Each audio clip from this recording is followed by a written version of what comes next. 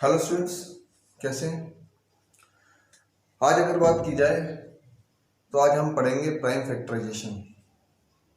Prime factorisation आप previous classes में ही पढ़ चुके हैं। प्राइम नंबर्स के बारे में मैंने आपको बता दिया था। Prime numbers are those which have only two factors, one and itself. फिर आगे पढ़ेंगे relationship between HCF and LCM. फिर इरेशनलिटी के बारे में बताऊंगा मैं आपको, इरेशनलिटी कैसे चेक करते हैं। फिर हम पढ़ेंगे टर्मिनेटिंग और नॉन टर्मिनेटिंग डेसिमल्स के बारे में। Then now start with an example, prime factorization. Prime factorization के एक एग्जांपल से स्टार्ट करते हैं। प्राइम फैक्टराइजेशन,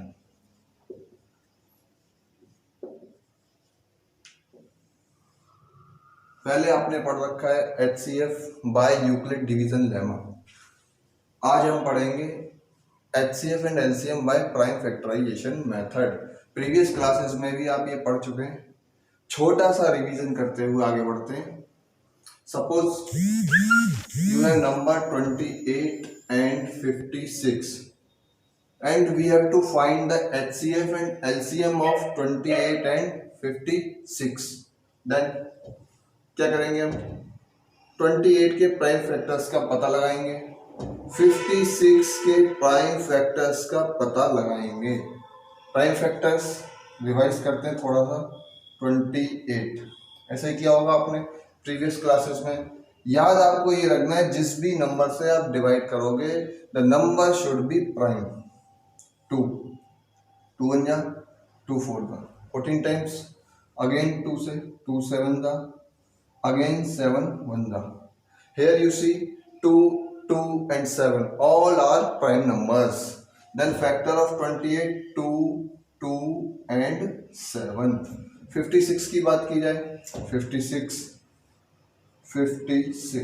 स्टार्टिंग हम प्राइम नंबर से करेंगे, लीस्ट नंबर से 2 से। 2 से नहीं होगा, 3 4 5 6 7 ऐसे स्टार्ट करते चलेंगे, but number should be prime. 2 2 the 4 2 8 the 16, again 2 2 1 the 2 4 the, again 2 2 7 जा। सीधे या 14 से मत कर दीजिएगा आप लोग। 14 is not prime number. The number should be prime। 2 2 2 and 7 1 जा 7। Then factor of 56 2 into 2 into 2 into 7। 28 के फैक्टर्स उसके आगे लिख दिए गए हैं, 56 के उसके आगे लिख दिए गए हैं। हमें क्या पता करना है? HCF and LCM। तो हम सबसे पहले देखते हैं common factor. 2 and 2 common, this 2 and 2 common, this 7 and 7 common. Then HCF previous classes में भी आप पढ़ चुके हैं। HCF क्या होगा? ये कॉमन पेयर जो बने उसमें से एक एक नंबर उठाते हुए 2, इस पेयर से 1, इस पेयर से एक नंबर और इस पेयर से एक नंबर, इन सबका product 2 into 2 into 7 will be HCF of 28 and 56। 2 2 the 4 7 the 28। then HCF of 28 and 56 is 28। now अगर LCM की बात की जाए, LCM में आप क्या करोगे? जो कॉमन फैक्टर्स हैं उनमें से एक एक नंबर 2 2 7, सबसे आसान तरीका बताया गया है जो आप प्रीवियस क्लासेस में पढ़ चुके हैं। और रिमेनिंग जितने भी फैक्टर अनपेयर्ड हैं इनटू 2, इन सब का product 2 2 the 4 7 the 28 2 the 56। then LCM of 28 and 56 is 56। Okay, got it. एक एग्जांपल और लेते हैं, फिर टॉपिक आगे बढ़ाते हैं।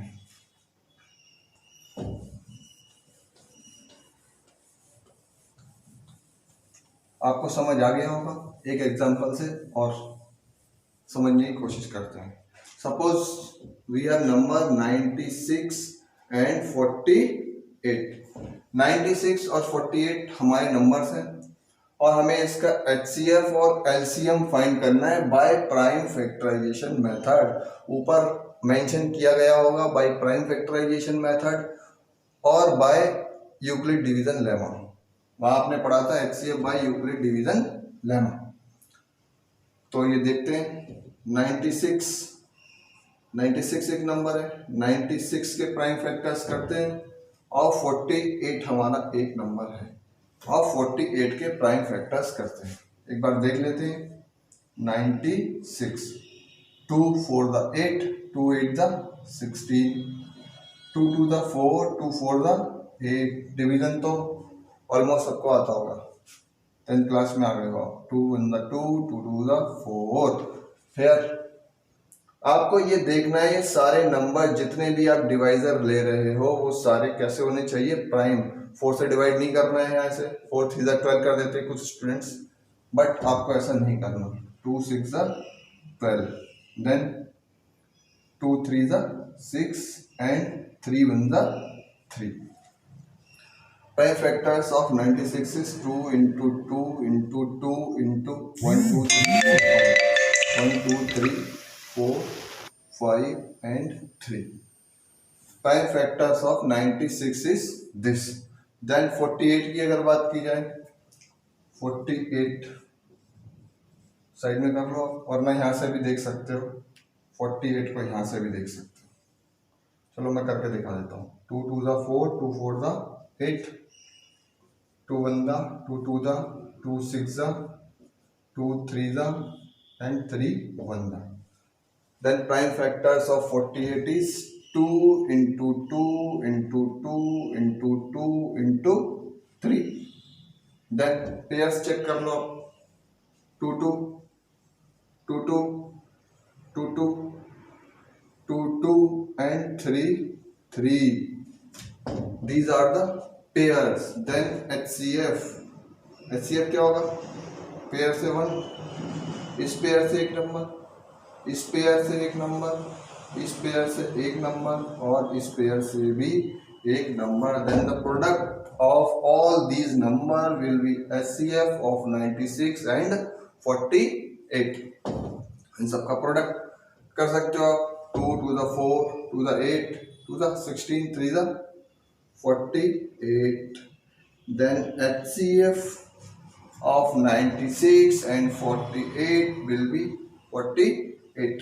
एलसीएम की बात की जाए, लास्ट एग्जांपल में हमने देखा था common factors 2 into 2 into 2 into 2 into 3। Common common common common common, paired में से एक एक number and all unpaired. 2, this is unpaired. Then the product of all these number will be LCM of 48 and 96। 2 to the 4 to the 8 to the 16, 3 the 48, 48 to the 96। Then LCM of 96 and 48 is equal to 96। समझ आ गया होगा आपको अच्छे तरीके से। आगे बात करते हैं, थोड़ा प्रैक्टिस करना। स्टार्टिंग में आपके एक्सरसाइज में कुछ क्वेश्चंस हैं, find LCM and HCF by prime factorization method, वो आपके प्रैक्टिस के लिए, आप प्रैक्टिस करोगे उनकी। अब रिलेशनशिप की अगर बात की जाए, रिलेशनशिप की बात कर लेते हैं। एचसीएफ और एलसीएम में रिलेशनशिप क्या होती है? रिलेशनशिप बिटवीन, रिलेशन ये आपको याद भी रखना है as a formula. Relationship between LCM and HCF, LCM और एचसीएफ के बीच रिलेशनशिप क्या होती है? क्या होती है? LCM into HCF equal to product of number, product of numbers. ये आपको एज ए फॉर्मूला भी याद रखना है। अभी आपने प्रीवियस एग्जांपल में एलसीएम फाइंड किया, एचसीएफ फाइंड किया, वहां हमने क्या देखा, हमारे पास नंबर क्या थे? क्या नंबर थे हमारे पास? 96 and 48। Numbers are 96 and 48। HCF आपने क्या फाइंड किया था? HCF क्या था इन दोनों का? 48। एलसीएम क्या था 96। तो आप ये देख रहे हो एलसीएम और एचसीएफ का प्रोडक्ट अगर हम करें एलसीएम इंटू एचसीएफ क्या रहेगा वो एलसीएम 96 और एचसीएफ 48 रहेगा। और नंबर्स के प्रोडक्ट की बात की जाए numbers product of numbers equal to product of number मतलब जो गिवन नंबर थे उनका प्रोडक्ट 96 एंड 48 96 एंड 48। यहाँ से इसे 1 कह दें और इसे अगर हम 2 कह दें तो आप देख रहे हो एलसीएम और एचसीएफ का प्रोडक्ट क्या था 96 इंटू 48, नंबर्स का प्रोडक्ट क्या था 96 इंटू 48। तो हम कह सकते हैं एलसीएम और एचसीएफ का product is equal to product of numbers. ये आपको याद भी रखना है। इस पे क्वेश्चन कैसे आ सकता है ये मैं आपको ही बताता हूँ एक एग्जांपल के साथ। एज ए फार्मूला आपको ये याद रखना है। सपोज एक एग्जांपल करते हैं, find LCM of 96 and 48 if HCF of 96 and 48 is find LCM of ये इसको पढ़ेंगे क्या LCM of 96 and 48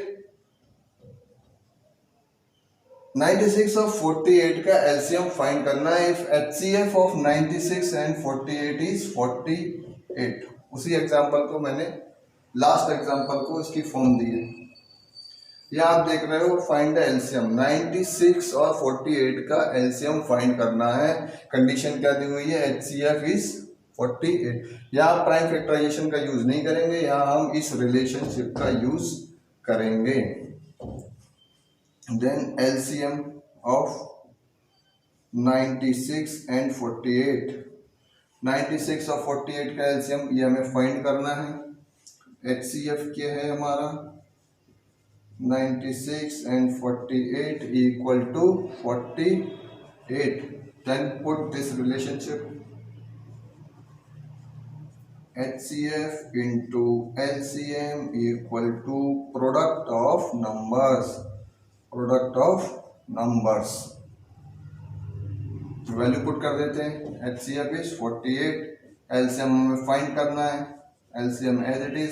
product of numbers क्या थे हमारे 96 and 48 96 into 48। Then LCM is 96 into 48 upon 48, इसे डिवाइड कर देते हैं 96। Then LCM will be 96। इस तरीके से समझ आ गया होगा आपको अच्छे से। बुक से और क्वेश्चन आपको सॉल्व करने प्रैक्टिस हो जाएगी आपकी। कुछ भी अगर समझना है तो आप ग्रुप पे आके कमेंट कर सकते हैं। अब बात करते हैं इर्रेशनैलिटी की। इर्रेशनैलिटी कैसे चेक करते हैं? इर्रेशनैलिटी चेक करने से पहले आपको पता होना चाहिए रेशनल नंबर्स की प्रॉपर्टीज और रेशनल नंबर्स के बारे में। रेशनल नंबर्स में हमने क्या पढ़ा था? रेशनल नंबर्स प्रीवियस क्लासेस में रेशनल नंबर्स पढ़े थे। डेफिनेशन क्या थी? The number which can be written in the form of a upon b where b is not equal to 0 and a and b are integers। ये हमने पढ़ा था rational numbers के बारे में, ये आपको याद भी रखना है। फिर इसकी प्रॉपर्टी की अगर बात की जाए तो प्रॉपर्टी में हमने क्या पढ़ा था प्रीवियस क्लासेस में, ये आपको याद भी रखने हैं, आगे भी आपको याद रखना है। प्रीवियस क्लास में हमने पढ़ा था अगर किसी रेशनल नंबर को किसी रेशनल नंबर के साथ ऐड किया जाए तो आंसर क्या रहता है हमारा? रेशनल। रेशनल में रेशनल ऐड किया जाए तो आंसर इज रेशनल। पढ़ा था हमने। जिसने ना पढ़ा हो वो याद रखे, रेशनल से रेशनल माइनस किया जाए तो आंसर क्या रहता है? Always rational. रेशनल से रेशनल को मल्टीप्लाई किया जाए, answer is always rational.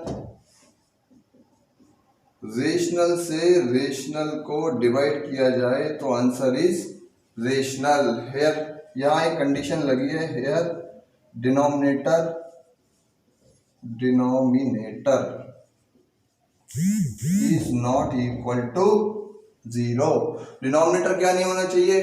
Denominator 0 नहीं होना चाहिए। क्यों?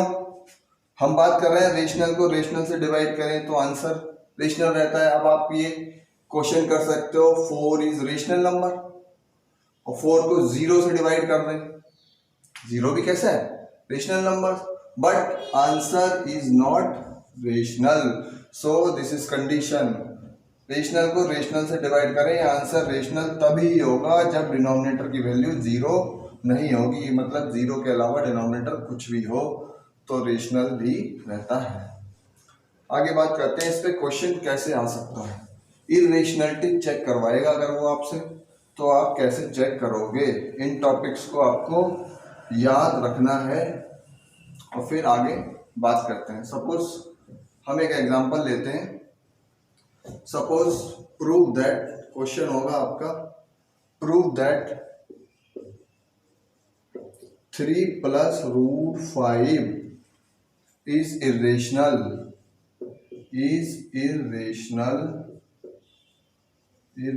नंबर। ये प्रूव करना है 3 + √5 इज इरेशनल नंबर। कैसे प्रूव करेंगे? इसको हम प्रूव करेंगे कंट्राडिक्शन मेथड से। कंट्राडिक्शन मतलब होता है अपोजिट। हम इस सेंटेंस का अपोज करते हुए चलेंगे और लास्ट में उसको भी अपोज कर देंगे। इस मेथड को बोलते हैं कंट्राडिक्शन। देखो आपको समझ आ जाएगा। अभी हमें क्या प्रूव करना है?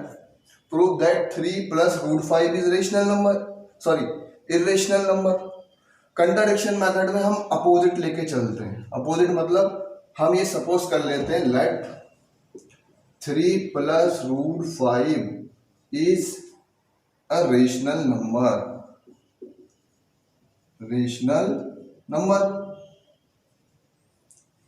3 + √5 को हमने क्या कह दिया? Rational number.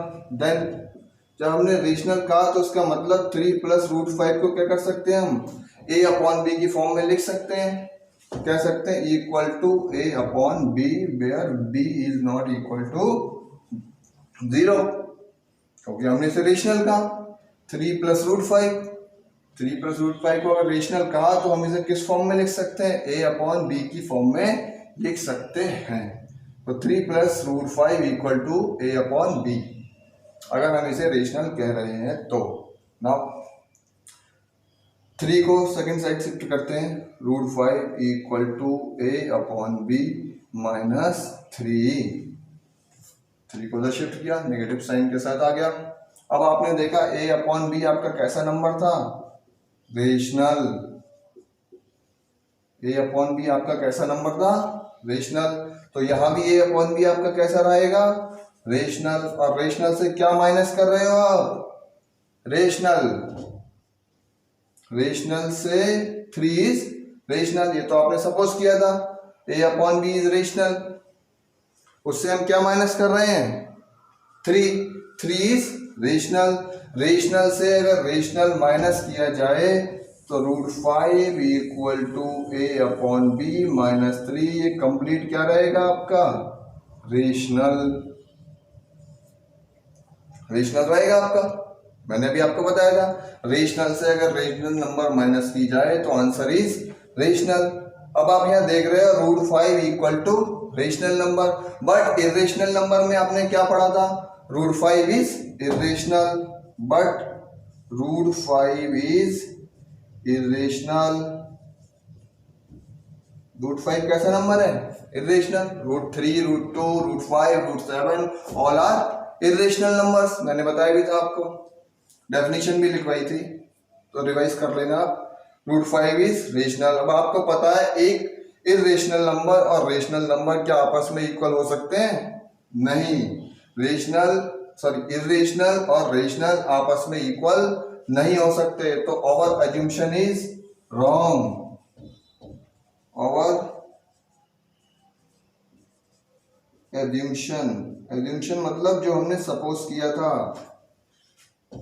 इज रॉन्ग, मतलब हमने गलत सपोज किया, गलत माना कि थ्री प्लस रूट 5 ये कैसा नंबर है? रेशनल, क्योंकि रेशनल और इरेशनल आपस में इक्वल नहीं हो सकते। और so our assumption is wrong, so we can say 3 plus root 5 is irrational number.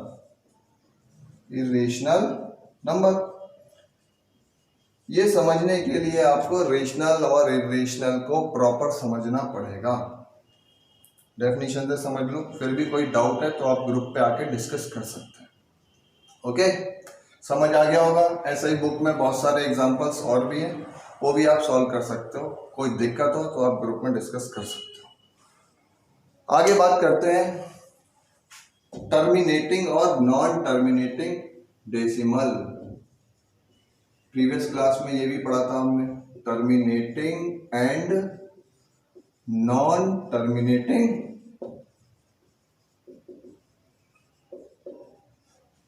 Decimal.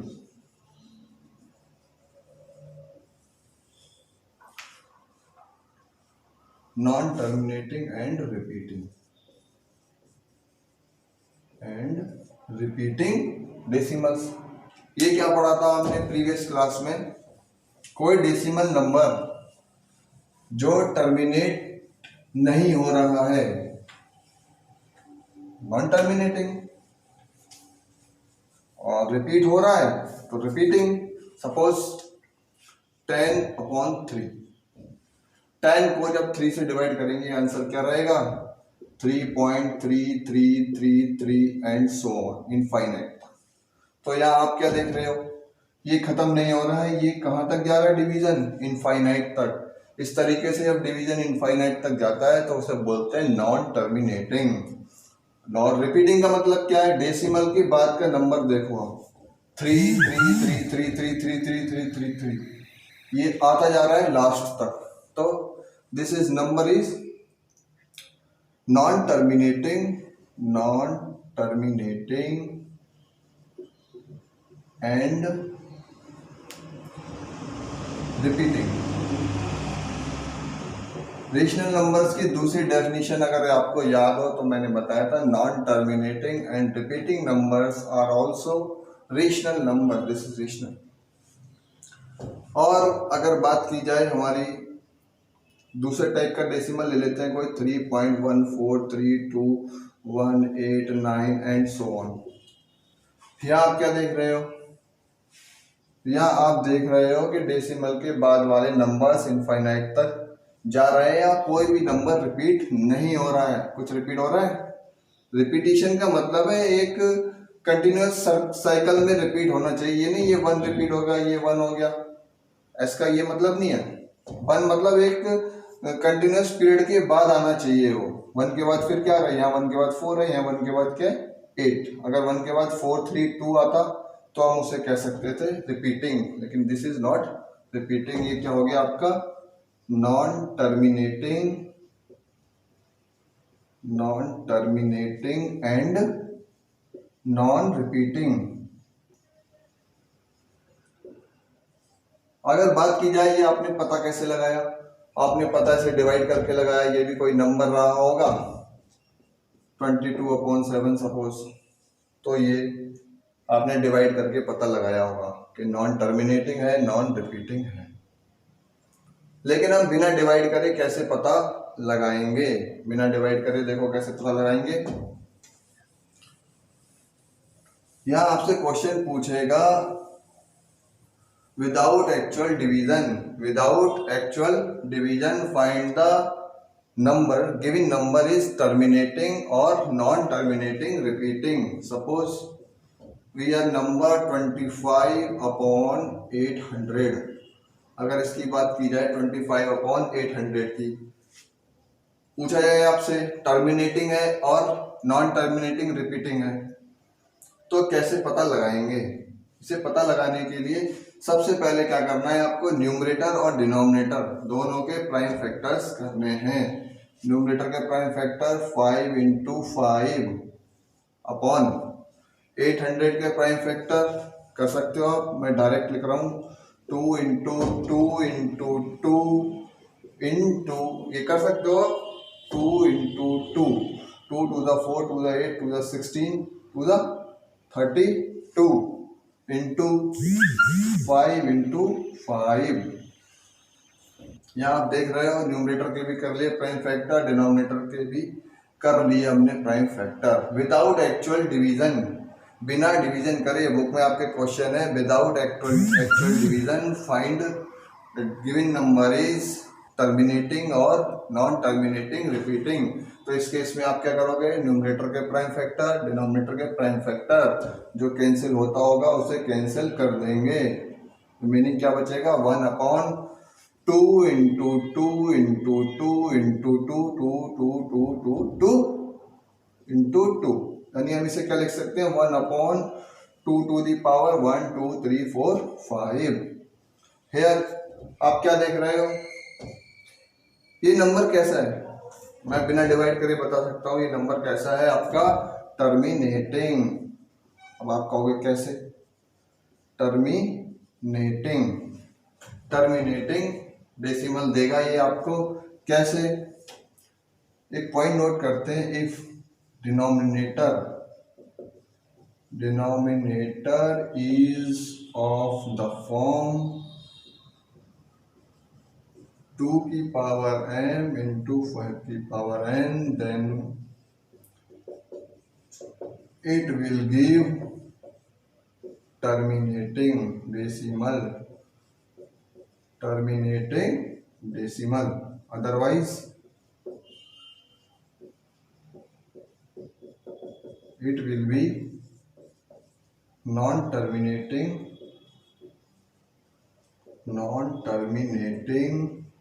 and repeating। ये आप नोट कर लेना, नोट्स भी आपको प्रोवाइड करा दूंगा। If denominator is of the form 2 की power m into 5 to the power n, then it will give terminating decimal, otherwise it will be non-terminating and repeating। यहाँ आप क्या देख रहे हो, न्यूमरेटर को 2 की पावर 5 के फॉर्म में देख रहे हैं, तो इसका मतलब दिस इज टर्मिनेटिंग। अब आप बोलोगे 5 तो था ही नहीं, आपने क्या पढ़ा था प्रीवियस क्लासेस में, आपने पढ़ा था किसी भी नंबर की पावर अगर 0 है तो उसकी वैल्यू क्या रहती है, 1। तो हम ये सपोज कर सकते हैं 2 की power 5 into 5 to the power 0। कोई इफेक्ट पड़ रहा है नहीं, तो हम देख सकते हैं इस फॉर्म का नंबर हमें मिल गया। तो हम डायरेक्ट भी लिख सकते हैं 2 टू दी पावर 5 की फॉर्म का है तो terminating, 5 to the power n की फॉर्म का है तो भी टर्मिनेटिंग, ओके। और 2 to the power 5m into 5 to the power n की फॉर्म का है तब भी terminating, otherwise non terminating and repeating. एक दूसरा एग्जांपल और देखते हैं, without actual division find 29 upon 343 is terminating और non terminating repeating. 29 is prime number, 29 के फैक्टर क्या हो जाएंगे, 29। 343 के प्राइम फैक्टर्स क्या करोगे आप, 7 into 7 into 7, 29 upon 7 to the power 3। अब आप यहाँ क्या देख रहे हो, here denominator is not of the form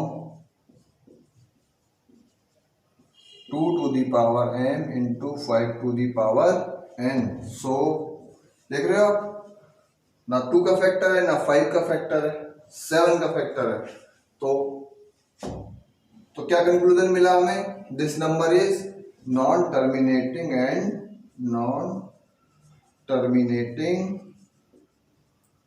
and repeating. अब आप डिवाइड करके देखोगे तब भी आंसर यही आएगा, बट ऊपर क्वेश्चन में मेंशन किया हुआ है विदाउट एक्चुअल डिवीजन, बिना डिवाइड करे आपको बताना है। Okay, got it. आप कुछ एग्जांपल्स आप अपनी बुक से करोगे। एक्सरसाइज में बहुत सारे क्वेश्चन दिए हुए हैं, फिर भी कोई डाउट होता है तो आप मुझसे ग्रुप पे डिस्कस कर सकते हो।